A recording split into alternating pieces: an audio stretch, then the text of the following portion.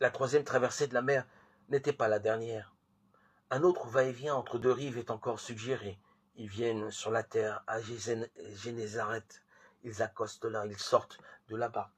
Aussitôt les gens le reconnaissent. Ils parcourent tout ce pays-là. Marc 6, 53, 54. Quelques événements plus loin, cela se reproduit. Aussitôt, il monte dans la barque avec ses disciples et vient du côté de Dalmanuta. Marc 8, 10. Le temps d'une controverse avec les pharisiens, de nouveau, il s'embarque et s'en va de l'autre côté. Marc 8, 13. Jamais le parcours initiatique ne semble définitivement aboutir sur une rive.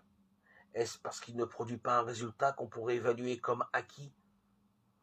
En effet, l'évangile de Marc noue à cet endroit les deux chemins d'expérience qui structurent son récit. Les traversées incessantes que fait vivre le chemin derrière Jésus et l'itinéraire tracé dans les événements qui se produisent avec Jésus.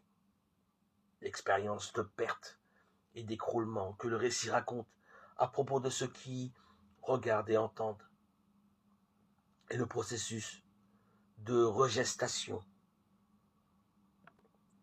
que doivent vivre ceux qui suivent Jésus. Il est d'ailleurs intéressant de constater qu'au même endroit, l'évangile de Marc fait de la guérison du sourd mal parlant un travail de parturition, et de la guérison de l'aveugle concentrée d'un parcours jamais clos sur un acquis. L'évangile de Marc donne au chemin de Jésus sa dynamique d'escalade.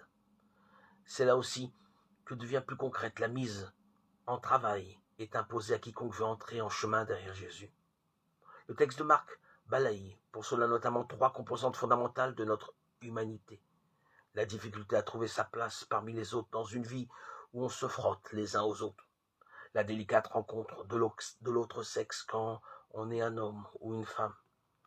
La recherche de l'assise personnelle dans une vie où on vaut souvent parce que l'on a et non parce que l'on est.